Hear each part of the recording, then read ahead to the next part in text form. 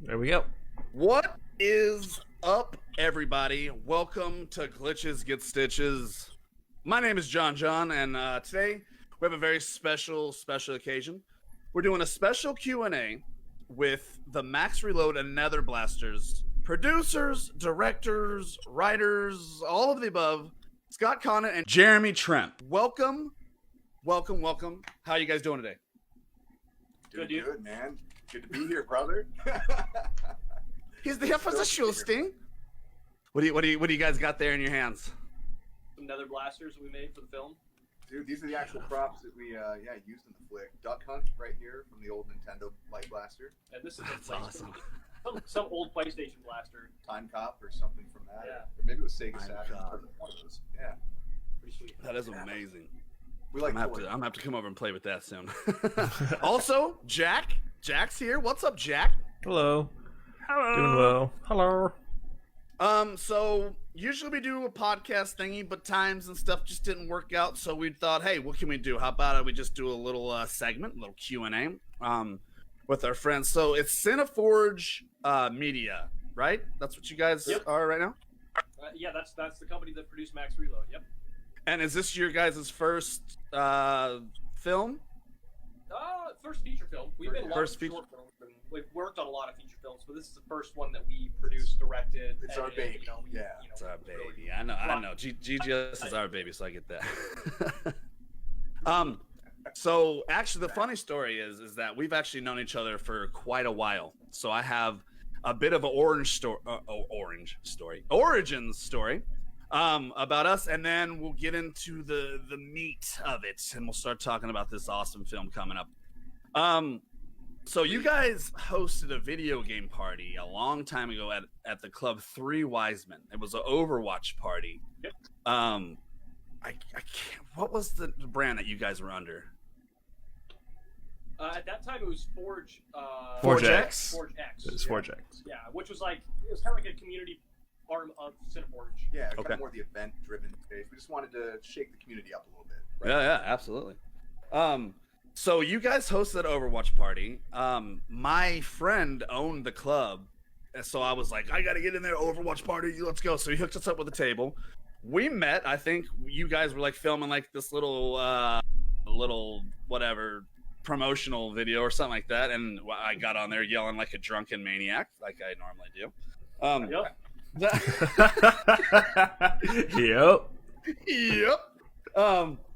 And then from there, you guys were GameCon. The last GameCon that was, what was it, 2018, I think, where you guys did interviews with like Troy Baker and some of those guys. But you guys helped us get into Splitgate, the alpha tournament thing. Yeah. Mm-hmm. Yeah. So you guys got us into that, and then that was awesome. Splitgate's like blowing up. It's getting bigger and bigger and bigger. Yeah. Do you guys still talk to those guys or anything, or? Not a whole lot. Not since the event. No, it's Yeah. kind of just a cool. It was the first time meeting them and throwing some heat on what they were doing, and often as we can support other creatives. So. Yeah. No, that was very cool for us to be a part of. I think we were just GGS had just like started, and we were already like, we're playing the alpha at a GameCon. So, and then I was looking back, and Scott, you reached out to me actually about an extra shoot for this movie. It was a long time ago, but you were like, one of the things that Scott said is you had to bring your own cyberpunk look to this extra shoot, and I was like, okay, John, what do you got? So like, I went and just like I ended up looking like a hobo that was like rifling through trash, just like with a broom and like a spaghetti strainer on my head, and I was like, I don't think this is the look he's going for. I'll probably just sit this one out. Dude, that The main story is you guys have been there a lot for GGS, whether it's been on purpose or just luck of the draw, but we fucking love you guys, and we're super excited for this movie, and congratulations. Thank you. Thanks, man. That means the world to us, because like, we say this and it might sound trite, but the fact of the matter is, as gamers and creatives, we made a movie for our fellow tribe, and you guys are very much that. So hopefully it hits all the right notes, you know. So Totally. It's looking like it. It's looking like it. Okay, so let's get into it. I'm gonna ask you guys some questions. I'm just gonna shoot out there. Scott, Jeremy, take charge, whatever you want to do. Okay. So. Okay. Actually, back up one thing. Let's back up before we get into the meat. Just quick synopsis of Max Reload and Nether Blasters. Go. Quick synopsis. I broke it. What? You just did. Uh-oh. See, this is what happens when I You Hold tried to on. jump Technical difficulty. We have two Jeremys. I don't know why it jumped me in. Did you just try to jump onto the Discord from your phone too? You weren't getting enough love But from this camera. But it didn't. He's an attention whore. It's hard, dude. Hey, go back to your trailer. I just wanted to be in there. I accepted the invite and then it popped us into the thing. Is there, Jack? Does this do anything for our live feed or? I mean, there's like an echo for him. He can, if you want, Jeremy, you can leave like on your phone. You could just like disconnect from the call, and then you guys will still be on the other one you guys are on. Yeah, I just That one that you just connected to, Jeremy, can you disconnect from that one? Because it's causing you to have an echo. It's already it's. All right, cool. Yeah, then you're good. Oh, it's good? There's no more echo. Perfect. All right, cool. Okay, yes. So, quick synopsis without giving too much away. Just what is Max Reloaded and the Nether Blasters? Yeah, man. So Max Reload and Nether Blasters. It is a story about, it's basically the synopsis, a small town video game store clerk who he accidentally unleashes the forces of evil from a cursed ColecoVision game. Nice. So it's very throwback, retro, old school to kind of the movies we were inspired by, like Monster Squad, Lost Boys, Goonies, where these group of misfit kind of kids Goonies. you do total Goonies vibes. And they have to team up with some mysterious older heroes to overcome these forces of evil and save small town, but also humanity. Yeah, it sounds like fun. It sounds like an adventure that I could get into for sure. So I want to know how Max Reload came to be. Like, was this a passion project you just always wanted to do? Like, what was this needs to be a movie moment? Yeah, man. I mean, we've talked about making a movie for a really long time. Yeah. We made some short films. We're jumping into the feature. That's a huge commitment and a lot of money commitment too, and time and all manner of Bigger than we ever expected. For yeah. sure. So it was always. But you got to just dive in sometimes. That's right. It was like, okay, we will make a movie, but at what point? We kicked around. There was at least one or two other scripts before Max Reload that we were kind of. Looking into that, I just never really was. Were they video game? Yeah. Were they all also video game type projects or totally different? Yeah. And this was around the time we were heading back from LA doing something. It was a shoot or a game con or something like that. Indicator E3 or something. Yeah. And there had just been an article, and we're all we love a good conspiracy theory or a urban legend or anything like that, and yeah. There was an article that was talking about the new Doom game, and if you ran, it was either all of the tracks or certain tracks through a spectrograph. Yeah, spectrogram or something that it would you'd see images, and it was like a pentagram and stuff like that. In the waveform. Yeah. So it was an Easter egg developers put in the game, right? Really cool. That's actually sick. And I was like, hey, dude, what if when you listen to that track, it actually affected you, right? Some kind of conspiracy, right? Like, maybe there was this malevolent force that made these developers think we're making an Easter egg, and they put this in, and it actually harmed people, right? Yeah. And that was kind of like the kernel of inspiration of Max Reload. That and the whole urban legend about the ET game that it was so bad they destroyed every copy known to man. Yeah, that documentary destroyed gaming. Yeah. And so there was a lot of different things that fed into the idea of Max Reload, and then so we just kind of said, hey, like, let's run with this idea. It was the one that got us most excited too, because like you mentioned, there's always scripts. We have a bunch of different scripts, different genres. We love film in general, storytelling in general. But when we started talking about this, like the amount of excitement, I remember it on the way back from that road trip. It was like we both discussed this. This is the film that we would want to see now. Yeah. And 12-year-old to 20-year-old, well, any year-old us would fucking kill to see. So, yeah, it's very Spielbergian. I get that vibe. Yeah, very and, much. I shot it on anamorphic lenses so it's like it has a slight vintage like look to it because of Oh, the yeah. lenses. And we shot on the red camera. That's clean, dude. So I think it feels more Spielbergian as well. It doesn't feel like a slick new 2020, polished, hyper sharpened. Vibe that everyone dies for now. Right. And so that's all anyone wants is retro. I want it to feel new but feel old at the same time. Right. And so, it's like I always lament to Scott.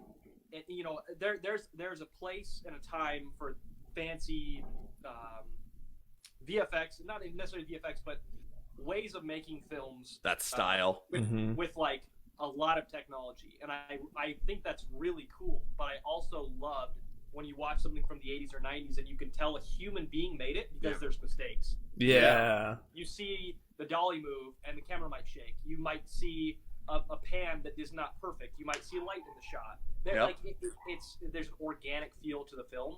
And so, I think going into it, we wanted to make a film that felt real, that felt like people made it. Yeah, a lot of it's like, and something people confuse a lot too on that note, is it's not meant to be a retro film, right? It has a lot of retro elements in it. Yeah. But the aesthetic certainly is drawing on a lot of those tropes that we grew up loving. So we worked hard to achieve that visual. So it's got that, you're heading for that new vibe feel, but the retro is just kind of this thing behind it, kind of pushing it forward. A lot of ways, man. Yeah, from the VFX to like the whole film's like that, really, because we worked in 5 different styles of animation. Right. We worked in, some very new school effects. Our effects team, Paul over at Foxtrot X-Ray, Dan Fusselman, and the whole teams that they worked with, all very, very skilled, crazy VFX artists, contemporary, cool VFX. But a lot of the aesthetics also, it balanced out with that older school kind of vibe and feel. So it's awesome. That was our hope, at least. Yeah, we want to, there's something I think for everybody in there, from people who grew up on Atari on Coleco, people who are mobile gamers, people, all kinds of stuff. There's a big spectrum. I think that a lot of, like our parents have seen it, and they're like, there were some things I didn't understand, but it's not so inside baseball that you have to know what these things are or have to be a gamer. You can just it's hopefully an enjoyable film that without having all the knowledge of inside gaming and history of gaming and all that. Well, that goes back to the old school style too, man. Like you said, Spielbergian, right? Like for me, those films, almost all of them, were turn off your brain and just grab some popcorn and enjoy the hell out of this crazy ride. And don't pick it apart. And that definitely is the spirit of Max Reload for sure. Yep. So is the time frame kind of is it like modern day with like looking back to the classics, or is it like supposed to be set back in like the like 90s or like earlier on or later on in time? Hello. Is that Greg Grunberg I hear in the chat? Oh, whoa! Did our producer What just the hell? What's up, dude? I see Greg's icon face. Yeah, I can hear him. Very John's Wait a frozen. minute. How do I hold on? Wait a minute. Hit the There little we hand. go. Oh. My power went out. There he is. There he is. Greg Grunberg in the house. What? You're not doing this shit without me, man. What? What's up, dude? What's Can up, you man? hear me? There's I can hear you. We can hear you. Can you hear me? Yeah, we can hear you. That baritone, silky tones coming through, strong. Oh yeah, dude. What's up, Trim Beard? You're looking good. I've been telling him. I mean, I told seriously. Trying Wait, to Jeremy, get this Jeremy, back in. Jeremy. How's the family? How's the baby? What's Dude. going on? Got another baby in the next week. I know. Yeah, What's going on? Yeah, Everything's living the good? dream. Okay. Dude, look at that beard. So- Holy shit. Don't let any Greg. kid look at that beard. Greg, you just broke my whole internet. You Dude, you're came on like and Snap. my whole internet just went out. And Dude, I'm here if- and I have a boner. If Kevin Smith and Snap Wexley had a baby, that's you. Oh my god. Dude, thank you so much for Oh, he's being here. That is phenomenal. Holy Oh, are you shit. kidding me? Okay, we're good. We're good. we're good. Yeah. Who's at the bottom? All right, Wait, I just see an icon at the bottom. Who is that? That's Craig. He's recording us for the podcast. He's like a Discord robot. Ah, nice. Okay. I think this is the technology I use. What? Oh, go ahead. I was just gonna say, I think this Discord. This is the second time I've used Discord. The first time was with Gary Whitta on Talking Animals, I believe. Nice. Oh yeah. I'm still trying to learn this. Jack's our young tech with all the knowledge that. Yeah, I'm on it a little too much, but No, that's cool. And I don't have my mic here. I hope you guys can hear me okay. no, you sound good. Yeah, we're on the phone too, so it's all good. Awesome. What's up, guys? I can hear you. Yeah. Greg, thanks for hanging out. Scott, Jeremy, holy shit. That's awesome. Greg, thank you for being you. You were in Heroes, one of my all-time favorite shows back in the day. God damn, I love it. Thank you. Dude, get ready. It's Peacock is launching on July 15th, and all 4 of the amazing series or seasons are going to be live. And I'm working on something to make those episodes really special. So we'll see if it comes through. But I'm working on it right now. I love it. Holy God damn. That's awesome. That is awesome. Could be good. Could be really fun.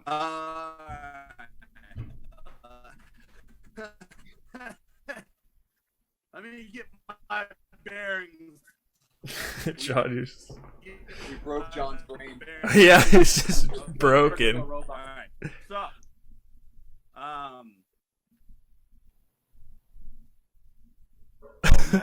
That's so He's bad. deep. Here, John, you're frozen. why this is happening? He's got dial-up. I think he's got dial-up. Yeah, he definitely got dial up. Definitely on the dial up. Put it on LTE, John, if you can hear me. Like, switch off your internet and try and just go with cellular, see if that works. Oh, we lost him. All right. Well, let's keep it rolling. I got the questions pulled up here. Oh, he's back. Where's young Eugene? He's exhausted. So today is my dad's 88th birthday. Oh, happy birthday, man. Happy birthday. Yeah, thank you. It's really, really, really tough when you can't hug your dad on his birthday when he's 88. It was really hard. So I got him one of my dad's bald. I got him one of those head scratchers, those things that are like this. So got him a head scratcher, got him some food. I got him like this little cake thing. And then we all went in the car and we just drove and said, happy birthday. Dude, I'm going to send you guys the video. It's just 2 crabby old people that are like, I mean, it's crazy. They're standing out in front of the apartment building and we're singing happy birthday. And then this guy walks by with a mask on. And, my parents, like all of us, we're just over it already. It's like, and we know how dangerous it is, especially at their age, but it's still. Right. So my dad, they're wearing masks. And my mom sees this guy coming and like pushes my dad out of the way. And he's like, stop pushing me. And he pushes her. I have it on video. It's the best. That's amazing. Anyway, all right. Leaving the house to do anything, I get back and I am absolutely exhausted. I don't know what it is. I'm exhausted. Oh, man. Crazy. It's life. Yeah. So we're happy to be here, dude. Spending some time chatting with you guys. So you guys have said in the past that Ready Player One was a big inspiration for this movie. And then I watched the trailer, I got, a bit of a Jumanji vibe, kind of, the cursed board game type thing. And then I was kind of like curious, like, is there any other games or like nerd culture that inspired the film? Like, is there anything in the film that like people would be like, oh, I know that, or like any call outs? Yeah, I mean, dude, Ready Player One and Armada, the 2 books that earnest so far, like I've audiobook Will Wheaton.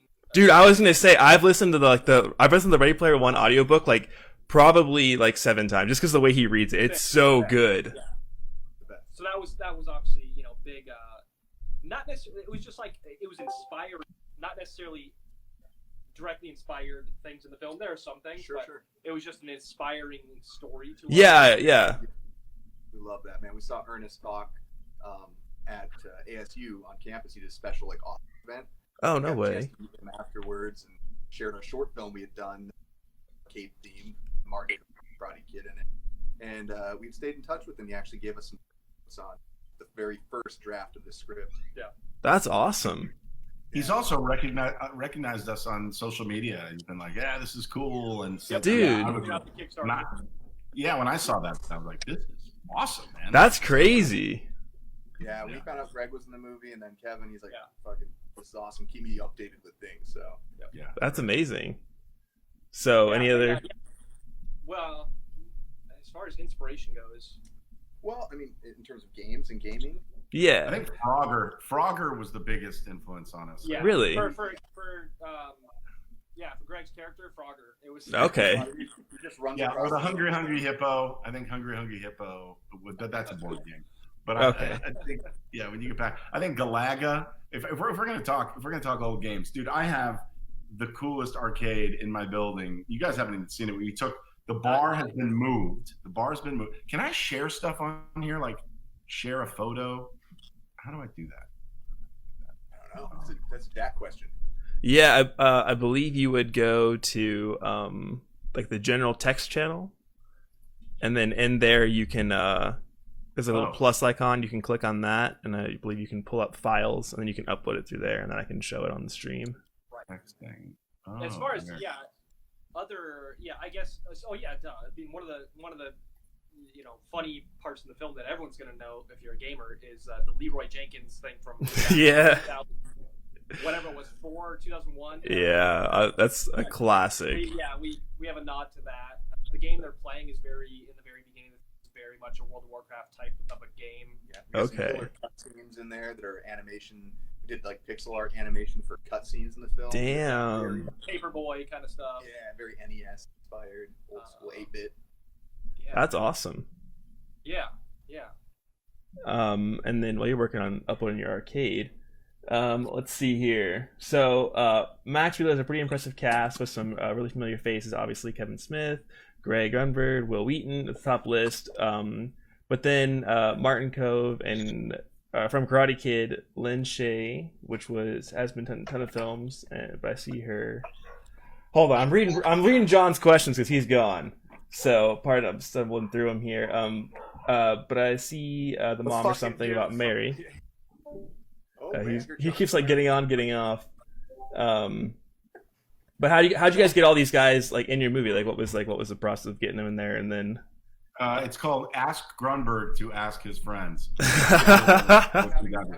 Here's the thing, I've been so lucky that I've been able to work with amazing people, and that holds true whether it's a huge budget film or whether it's somebody who asked me to go to their elementary school and read a book.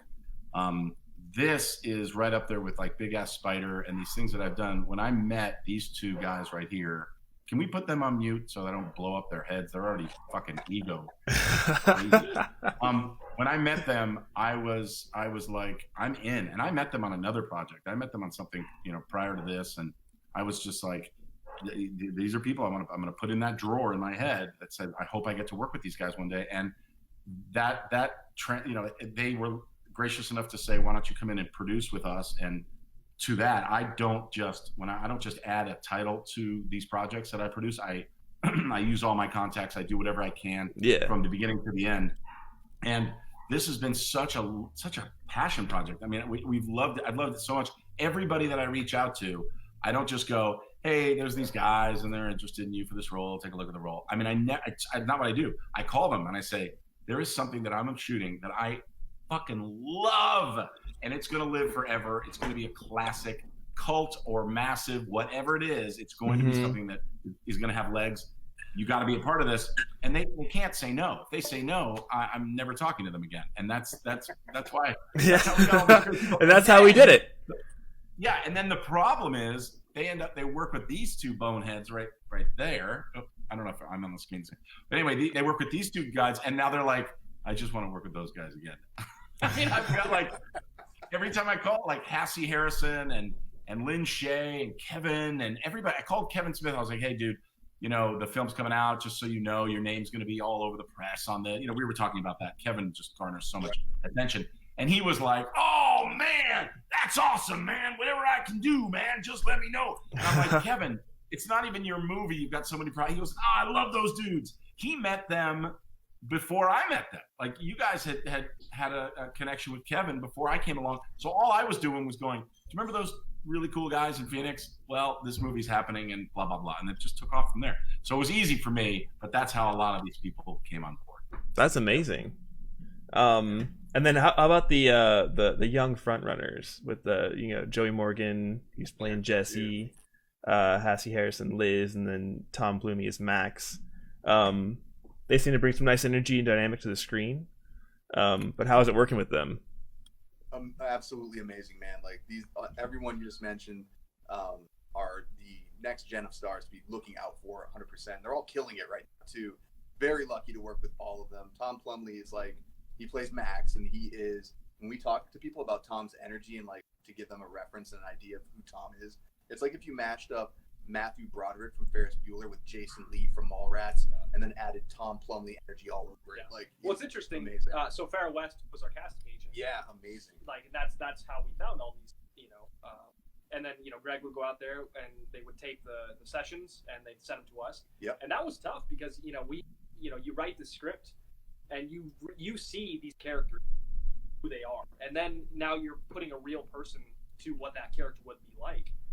And that was challenging. You probably have like a preconceived idea of what they're gonna do. And it's like writing Greg's character Eugene. We wrote it because Greg was in it, right? It was easy to see Greg as Eugene, right? Kevin Smith, etc. Lynn Shay. It was easy to write these characters in, but the three kids, it's like, well, who's gonna be this? Who is this gonna? What does this look like? And then when we got the tapes in, and Greg did a great job of kind of prepping. He was there in the casting sessions with Farrah. Hey, look out for this, this talent coming in. Check that. I really like this one. Watch the tapes, dude. Hassie's tape was unbelievable. Yeah. We had known Joey Moore, who plays Reggie from Scout's Guide to the Zombie. It was freaking.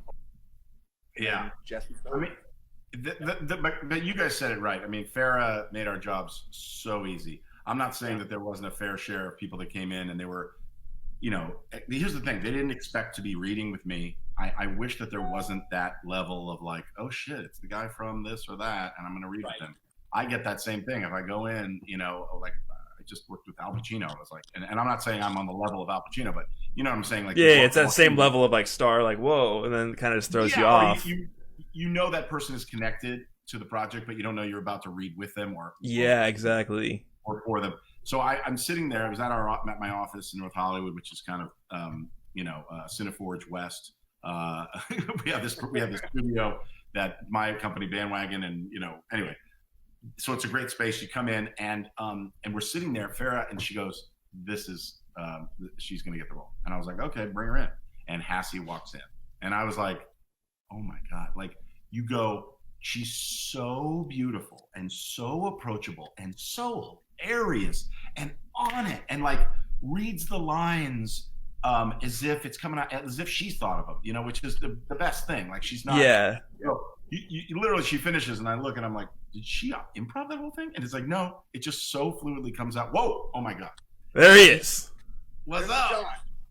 Yeah. You good, John? You're muted. All right. John, you good? John. What's happening? Yeah, is he on the toilet? You're muted, John. He's like a mime. Is your is your power back? Can you get on your laptop? Because we can't hear you. Can you get a whiteboard? Markers? Sign language? Yeah. Do some miming.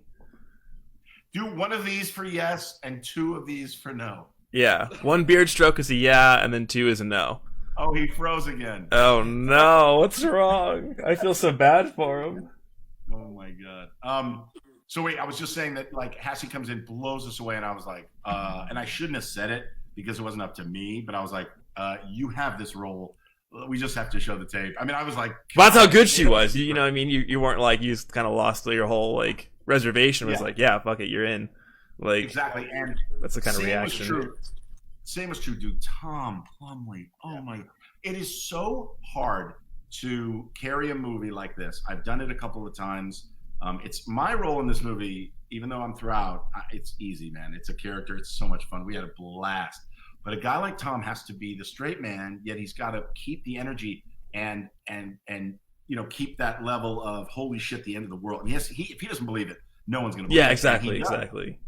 And he's so good at it. He's just a star. And so is our bad guy. Oh my God, drawing. Which one? Dick Lipper, the Suited Man, or no, the Harbinger? Oh, Lucas. What? Lucas. Yeah, Lucas. Lucas Gage. I mean, this guy, he's like a natural. And everybody in this movie, I'm telling you. And then I called Joe Reitman, who, you know, plays my nemesis in the movie and my ex-partner, you know, in the gaming industry. Oh my God. And then to have my son play a young me, forget about it. That is so cool. Yeah, really. Can you hear me now? Yes, we can. And he's back. Hey, all right. So Since we did bring up the villain, we're gonna ask this later on, but since he's here now, like, how evil is he, like, compared to Voldemort? Like, is he, like, out for blood, or is he just, like... No. So, yeah, the Harbinger, it's kind of like, it's like a mythological being that's been around since the dawn of creation. That Okay. is there to test humanity and play tricks on people. So whether he loses or wins, it's not really that big of a deal, because the whole thing was how can I test these people, and if they pass the test, that's fine. They get to live. Yeah. They get to live. It doesn't really. Okay. So he's not. There's no Voldemort split your soul 7 times type thing going on. No, but Not he's. like, I was gonna say he's also been waiting for the chosen one. Like, he's been waiting for someone to be this good at playing games, just a natural, gifted genius at playing games. To you know, it's like any of these evil guys. They want someone that is of equal. Rise to the occasion. exactly. Yes. All right. And that's what Tom stumbles upon. You know.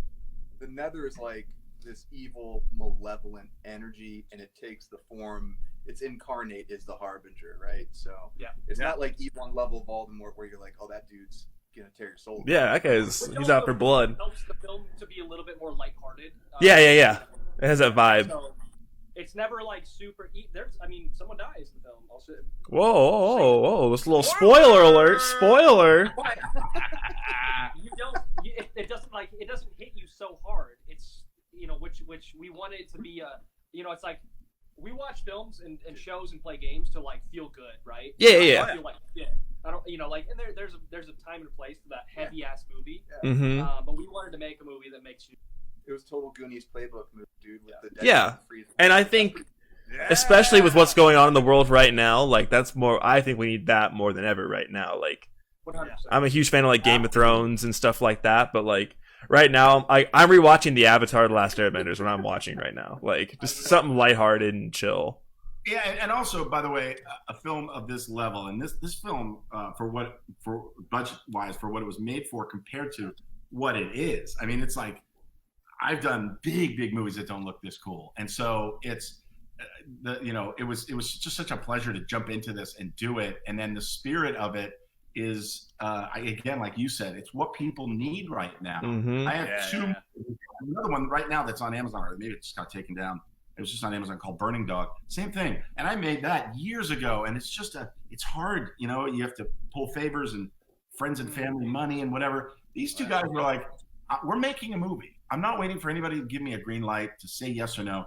And that's the spirit that I think Kevin Smith and guys like that respond to. I certainly respond to it, where I've tried, man. I have like 4 films. These guys have 10 films right now that they're about to hopefully make. It's an incredibly daunting task. Everybody wants to write a script. No one does it. Everybody wants to make a movie. Mm-hmm. No one does it. It's impossible. You got to do it. You got to do it. You got to pull the trigger and get it fucking done. Absolutely. Exactly. No regrets. I have a movie called Group Sex. If you haven't seen this movie, I swear to God, if you have not seen this movie, make it a priority. See the movie. It is a passion project. I got, this was literally 20 years ago, 15, 20 years ago, I made this movie. Yeah. Henry Winkler, Tom Arnold, me. I mean, so many great people. Exactly the same thing. Me and my buddy Lawrence Trilling, who's a huge showrunner, runs Goliath.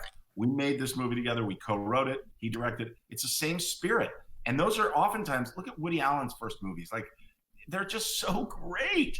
This will go down. These guys are going to make a ton of movies. We all know that. But this is going to go down as one of your favorite things you've ever worked on, man. It's like Max Reloaded the Nether Blasters. What, are you kidding me? Come on. I know. I'm really excited to see it. As soon as they sent me over anything, I'm like, please let me. I just want to touch it. Yeah, I'm not like sucking up either, because I'm not a huge movie fan myself. I like, I'm more of like a TV show, like video game fan. But like when I saw the trailer, I was like, all right, I'll see that. Like, that actually looks pretty fire. Like, I think it looks really good. if you're a video game fan and you watch even 4 seconds of this trailer, you're just like already hooked. Yeah, exactly. Like I can't wait to see it. Yeah, that's cool. Jack, where'd you leave off on the old questionnaire? We just finished talking about the Youngbloods. So we're on question 6 now. Oh, okay. But we actually talked about that, the Harbinger. We got that one too. Yep. So the special effects in this movie, they look really legit. I'm not saying this is a lower budget movie, but it is a lower budget for movie. this kind of movie. Say it, dude. Amazing. Say it. Our budget for our special effects was just about the budget you spent on your internet. It's the same thing.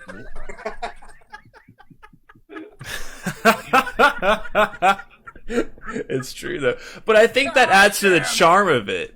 I really feel like that. Like, I don't think you should use the word low budget in a bad way. Like, if you can make a movie for cheaper, you should do it. Like, I think it adds to the charm, and like the look of it just looks like so on point that you really didn't like you didn't need to spend more than you did on, is what it looks like from the trailer. Yeah, I mean we're incredibly scrappy. I mean that's how we know how to work. I mean, we shot this entire film in under 25 days. Really? For better. Yeah, I mean, we made it, and but in my mind, if this didn't stand up to, like, if you were searching Netflix and this didn't stand up to a movie that was made for $20 million, I would have been really mad. Yeah, that's not me trying to be whatever. That's just the goal. The bar. Exactly. Cinematographer, right? What was the goal? The look of it, from everything, is our goal was just to make it look like that. You didn't even think, oh, that was low budget. For so many reasons, man. We talked about that from day one. It was like Greg kind of hit on it just recently. You know, we wanted people to see this and not know it was completely indie, and not know it wasn't a studio picture. The goal was to make it look like a studio picture. For all of us to be kind of a testament to, like, holy shit, you guys did that. Yeah, with that little tiny bit of money. In that box. So now having said that, every movie of this size, this, again, I hate saying that because this movie feels so much and looks so much bigger. It does. That's why I didn't want to say low budget, because it looks huge. It looks big. It looks like a big. But with every movie like this, you make a mistake, right? And the biggest mistake that we made was shooting all nights. That was not a good choice. It sucked. Oh, dude, it sucked ass. It was also literally to our incredible talent, because everyone was so awesome. Greg, you said it, man. Yeah. Like you said, Tom Plumley, Hassie, all the kids, and everyone was a total star on this, because without the attitude off camera, keeping everyone upbeat and keeping this thing moving, dude, it was brutal overnights and the coldest winter on record in like 80 years in Phoenix. Yeah. You don't think Phoenix and it was cold. like 30 at night. Every night it was like 30 degrees. I am never doing a movie again where I'm staying. These guys put me up in a nice apartment. I was there for a while, right? Yeah. But where I had to put foil on my windows when I first got there because I had to sleep all day. I was like, what are we doing? It was the worst. Dude. It was the worst. And that was only, by the way, just so you know, that decision. They told me. I mean, I'm a producer on it. I could have said no way, whatever. But it's because at night you have control. You can go to a store that normally is open during the day, whatever. You can control light, everything, and also the movie needed to be night for night. It couldn't. So with the special effects, was that something you guys first time working with? Like, or like, who'd you guys get to help you with that kind of stuff? Yeah, man. So that another rock star in this whole production, mini rock stars, was Paul Denigris over at Foxtrot X-Ray VFX. His entire team of just pixel artist badasses, and Dan Fusselman and his team. He did some VFX work, but also on the animation side. But Paul signed up in the same spirit that everyone on this film did. They loved the script. They loved the idea. They saw the vision. Once Greg and Kevin and everyone came on board, it became very real. And Paul signed up for a task that by the end of the film, he ended up doing at least 3 times as much work. We had over 500 visual effects shots in this film. Yeah. Nice. That's stupid. That is good. Damn. Yeah, if we could So go good. DeLorean, dude, and go back in time, like, cut the VFX down, And by the way, 250 of those shots were making me look thinner. So that's in my contract. Why do you think I stream? You can only see this up. You don't want to see what's below. I'm not even wearing pants. Greg, I know that you've been around the block. So, what's your biggest special effects movie you've ever been in, or show? Was it Heroes or the Star Wars? Well, I mean, there were special effects throughout that whole thing, but the Hollow Man was without question. Oh yeah. Especially at that time, that was insane. But like it's so funny because the first Star Wars I was in, that was a lot of special effects, but JJ loves to do practical more than the visual, and he'll do a lot of things that you don't know are a visual effect, but it is. But Star Wars, obviously, a lot of it. Yeah. But I mean, the Hollow Man was weird. The Hollow Man was like, I'm working with Kevin Bacon, and he's covered in green. He's all green, and then he's over there saying his lines, and I've got to pretend that he's right here. And it was odd. It was really odd. This awesome. was the thing about that movie was like Paul Verhoeven and Jos Vacano. They're like, okay, and they have the time in one scene. We do a week. We take 3 days on one scene.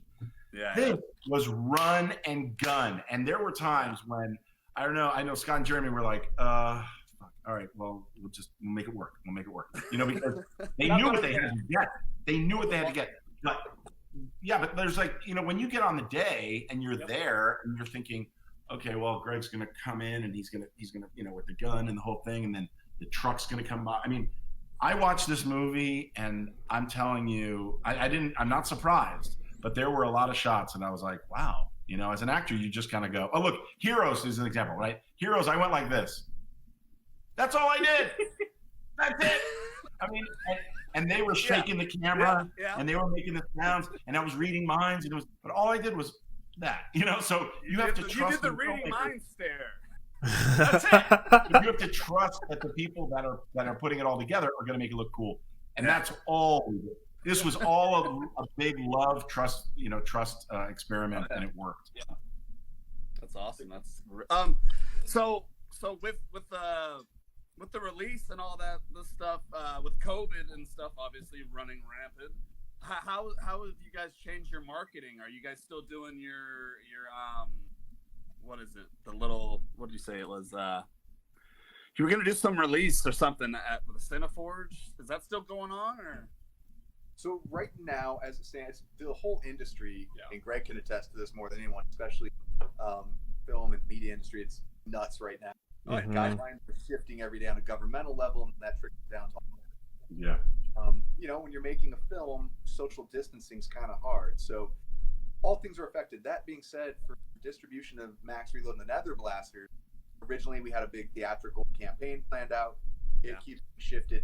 Right now, what we're looking at doing with one of our buddies here locally and some friends, John Lester, who hosts the Game On Expo each year, has teamed up with a pop-up drive-in entity, and we're going to do a limited sneak preview engagement in the week before the film hits VOD and physical copies, Blu-ray and DVD. Yep.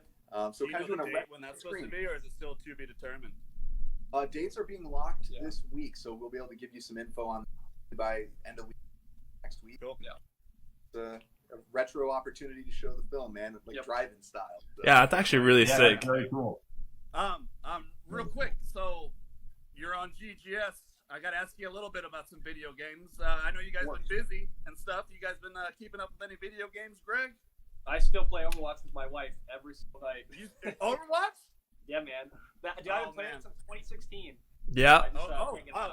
Day one's right here, Jack and I. That's probably what our biggest attraction is to the page is our Overwatch. Yeah, man. What about you, Greg? I play all the sports games with my boys. I play, Madden and NBA 2K and all that stuff.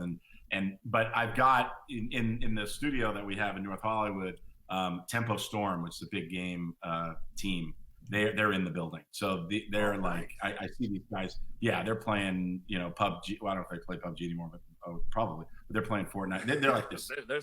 These guys win huge tournaments. Yeah, so I'm all around Twitch all the time and those guys. But I mean, it's hard to find time now. We have plenty of time. I'm assuming during the filming process, kind of hard. Scott, what are you playing? Dude, mostly lately it's been Doom Eternal. Okay. Going through that a bit. Nice. Been a Doom fanatic since back, Wolfenstein 4. Did you play Wolfenstein 2? Dude, back in the day, not much of the new franchise. Okay. Yeah, okay. I actually would be remiss if I didn't plug. If I didn't plug Lego Star Wars, I would be an asshole. I mean, I voiced my own character in that. That would be ridiculous. My daughters are almost to that age where I can start getting them into those games. And They're the best. They're the best. That's gonna be fun. Yeah, just grab a hold of Snap Wexley and just take me all around. So let me talk about this game real quick. Cyberpunk 2077, right? Mm-hmm. You guys excited for that? Dude, it seems like a big thing in this movie. It's been getting freaking pushed back. I swear. Is Keanu still 2 or 3 times? In that? If it ever releases. If it releases, I'm excited. Yeah, we have a November release date now. So. Dude, that game to me, man, it looks like you're going to be able to play a video game version of Blade Runner, like with the coolest graphics. So they have everything customizable. You can customize your genital hair. Well, then I'm in. Yeah. Pink, obviously. Obviously. What I've been waiting for. Just a pink V. Sign me up. Are you kidding me? When I play NBA, I like draw the biggest bush on LeBron, and I have to draw it on my TV. I don't want to do that anymore. Oh, that is awesome. I got nothing else on my side. I can sit here and talk to you guys all day. I'm just very excited about this movie. Very excited that you got us involved in any way. Let us know how we can help with anything. Greg, for stopping by. Thanks for ruining my internet and whatever. You came with your powerful intro. That's how you make an intro. That's how I do. I try and do that. He makes John piss himself and then kill his internet. Go ahead. Exactly. I just, and in all sincerity, I just want to thank you guys for this, because this is what it's all about. Like it's everybody that's participating in this movie, from making it to promoting it to talking about it. That's how it's going to live on, and it doesn't disappoint. So that's why I jumped on. I was like, no matter what you do, I want to be a part of this. And these guys were like, I don't know what you're doing. I know your dad just turned 88, but this is more important. Happy birthday. So, I'm here. Thanks for having me on, though. That's pretty awesome, man. I did not expect it. So I think we got a couple more things planned with some streams and stuff. Cool. So we'll keep you in a loop leading up to the launch. Awesome. Yeah, sounds good. Cool, man. Yeah. Awesome. Yeah. So Scott, Jeremy, I'm out. All right, thanks, Greg. For sure. Thanks for stopping by, man. Thank you so much. Love you, dude. See you, bro. You have a good one. Well, that was an amazing surprise right there. And then it killed your internet, and you couldn't even enjoy it. So in a way, I hate my internet, but I'm glad that it went out and I came back and saw his face, because the excitement that I had. You fell out of your chair. Yeah, I was like, wait, I thought I got on the wrong Discord. Like, how did I infiltrate this? Yeah, nah, dude. Well, we're happy to be here, man. This is a treat for. Yep. Thank you so much, dude. Yeah, cool. It's all that's. I think the biggest thing that we want to know is, you see a lot of gaming movies, and it's because some dickhead in Hollywood in a suit said, Here we go. Hey, gaming's popular. Let's make a gaming movie. Yeah. Oh yeah. That was with the Ready Player One movie. They butchered, in my opinion. I know Steven Spielberg made it, but I wasn't. I thought the book was a lot better than the Ready Player One movie. Yeah. So there's a reason we made this off grid. Yeah. In Arizona, as far away from bureaucratic bullshit as we could.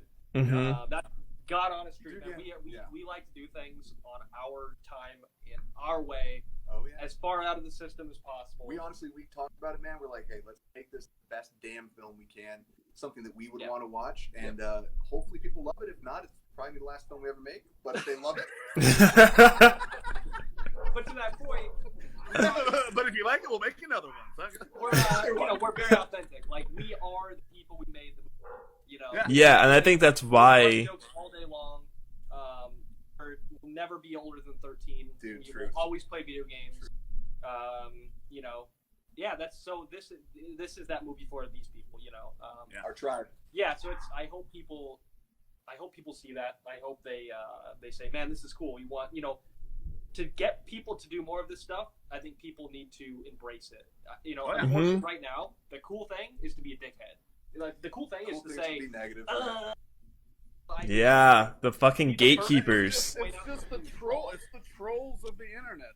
We gotta change that. We gotta get the positive. We gotta get the positive communities together. Got rid of If you want people to make more independent games or cool games or films or whatever, we need to support the community doing it, right? All that art starts there, and that's where it starts, and this is our start.